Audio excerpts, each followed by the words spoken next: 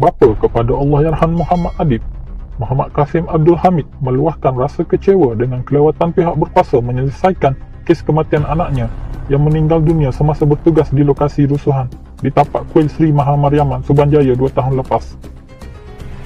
Menurut Muhammad Kasim, kelewatan kes tersebut memperlihatkan pihak berkuasa seolah-olah mengambil sikap sambil lewa dan menganggap ia bukan masalah kepada negara. Menurutnya, kami masih lagi menunggu tindakan seterusnya daripada pihak berkuasa. Kami pun dah selalu minta kerajaan percepatkan proses siasatan dan tangkapan sebab perkara ini dah lama sangat. Keputusan mahkamah sebelum ini pun dah dimaklumkan, tapi pihak berkuasa masih tidak ambil tindakan lagi. Kami selalu minta pihak berkenaan percepatkan buat siasatan, buat tangkapan untuk mencari kebenaran kematian anak kami.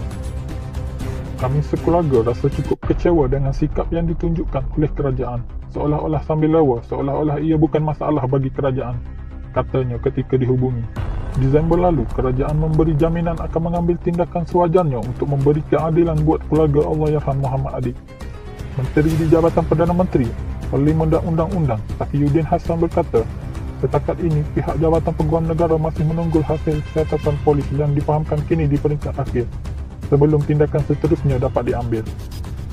Malah, Menteri Dalam Negeri Hamzah Zainuddin juga berkata, siasatan polis kini di peringkat akhir dan hasil siasatan akan dihantar kepada Jabatan Peguam Negara.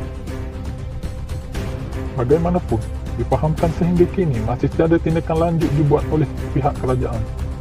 Dipersoal kenapa perlu ambil masa lama mengulas perkara itu, Muhammad Kasim berkata dia muskil kenapa kerajaan perlu mengambil masa terlalu lama dalam mengambil tindakan. Sedangkan, kata Muhammad Kasim, Mahkamah Coroner sebelum ini telah memutuskan punca kematian Muhammad Adib adalah akibat perbuatan jenayah. Menurutnya, saya pun muskil kenapa kerajaan lewat mengambil tindakan sebab apa kerajaan ambil masa begitu lama. Sedangkan keputusan prosedur inquest sebelum ini pun dah putuskan arwah meninggal dan mereka juga telah serahkan kepada pihak berkuasa untuk terus membuat tangkapan. Tapi sampai sekarang pun tidak ada apa-apa perkembangan dan kita pun tak tahulah macam mana, keluhnya. Bagaimanapun, mengulas lanjut, Muhammad Kasim berkata pihaknya masih lagi meletakkan harapan yang tinggi untuk pihak berkuasa menyelesaikan kes itu. Namun katanya, dia berharap tiada lagi suara-suara yang menyatakan akan membuat siasatan sebab-sebab kematian Muhammad Adib. Kita minta tiada lagi. Sebab apa? Sebab mahkamah dah putuskan sebab-sebab kematian itu. Apa lagi sebab untuk buat siasatan berhubung kematian arwah? Saya harap itu tak adalah. Sekarang ini kerajaan hanya perlu buat tangkapan dan dakwa pihak-pihak yang terlibat.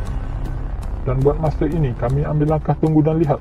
Tapi kalau keadaan berterusan, kita akan terus ke langkah seterusnya, tambahnya. Muhammad Adib bin Muhammad Kasim dilahirkan pada 28 Mei 1994 di Kedah kepada pasangan Muhammad Kasim bin Abdul Hamid dan Asma binti Abdul Aziz. Beliau merupakan seorang ahli bomba yang berpangkalan di Subang Jaya, Selangor. Beliau berancang untuk mendirikan rumah tangga dengan Nurul Najiha pada 21 Disember 2018. Beliau ialah salah seorang daripada 9 mangsa kepada rusuhan kuil Sri Maha Mariaman Silfield pada 26 November 2018 dan dilaporkan telah diserang ketika tiba di tempat kejadian rusuhan. Ketika melawat petugas bomba yang cedera, Menteri Perumahan dan Kementerian Daerah Zuraida Kamarudin dilaporkan telah mengatakan bahawa Adib telah dipukul dan dipijak. Adib pada mulanya dibantu oleh sesetengah pengganut yang hadir di kuil dan kemudian dirawat di Pusat Perubatan Ramsay Sime Darbies, juga dikenali sebagai Pusat Perubatan Subang Jaya, dan seterusnya dipindahkan ke Institusi Jantung Negara apabila keadaannya bertambah buruk.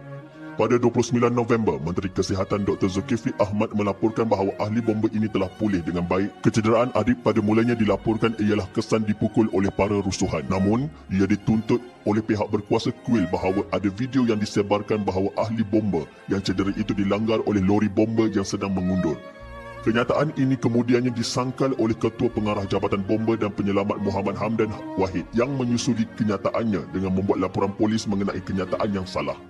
Seterusnya, seorang lagi anggota bomba Muhammad Hazim Rahimi mendakwa bahawa dia yang berada dalam video mengenai kejadian lori bomba mengundur itu. Siasatan terbaru mencadangkan bahawa kecederaan Adib bukan disebabkan serangan pukulan dan inquest kes ini masih berlangsung.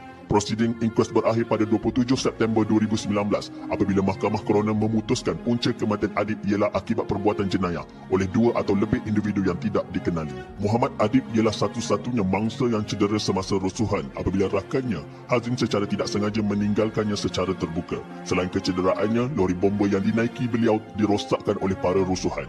Selama 21 hari dimasukkan ke hospital selepas dipukul sehingga kritikal sejak 26 November. Bibirnya bergerak dan disahkan dalam keadaan stabil. Pada 3 Disember, beliau tidak lagi menggunakan mesin bantuan dan keadaan paru-parunya mula merosot.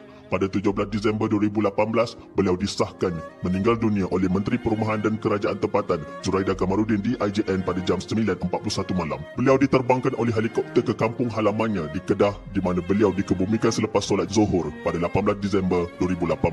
Selepas kematiannya pada 17 Disember, Dr. Lee Boon Chye berkata bedah siasat untuk mengetahui apa yang menyebabkan kematian Adib akan mengambil masa sebulan untuk disiapkan.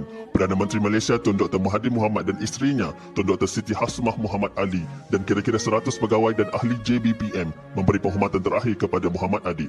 Selepas 18 Disember 2018, Seri Utama Auto Sdn Bhd pengedar kereta Honda telah memecat seorang kaki tangannya, Karen Yen, yang didapati melanggar dasar syarikat itu dengan memuat naik komen menghina kematian Adib di laman media sosialnya. Berikut kronologi kes kematian Muhammad Adib. 28 November 2018, Muhammad Adib dipindahkan dari HKL ke Institusi Jantung Negara pada jam 11.33 malam. 3 Disember 2018, Muhammad Adib memberi tindak balas kepada orang sekeliling walaupun masih tidak dapat bertutur. 5 Disember 2018, Muhammad Adib mendapat sistem sokongan kepada mesin Extracorporeal Membrane Oxygenation (ECMO) yang membantu fungsi paru-paru. 7 Disember 2018, Muhammad Adib mula tunjuk perkembangan positif walaupun masih kritikal dan stabil serta tidak bergantung kepada mesin sokongan jantung. 10 Disember 2018, Muhammad Adib memberikan respon dengan menulis pada papan putih untuk berkomunikasi. 11 Disember 2018, IJN memaklumkan Muhammad Adib tidak lagi memerlukan mesin ECMO untuk membantunya bernafas. 15 Disember 2018, Muhammad Adib terpaksa menggunakan semula mesin ECMO kira-kira jam 9 malam selepas paru-parunya didapati mula mengeras. 17 Disember 2018, Muhammad Adib meninggal dunia pada jam 9.41 malam. 18 Disember 2018, jenazah Muhammad Adib selamat dikebumikan di Tanah Perkuburan Islam, Kampung Tembagau, Kuala Kedah kira-kira jam 1.45 petang. Kita mengharapkan keadilan sewajarnya kepada Muhammad Adib dan seluruh rakyat Malaysia menantikan keadilan itu. Moga Muhammad Adib ditempatkan dalam kalangan orang-orang yang beriman. Al-Fatihah.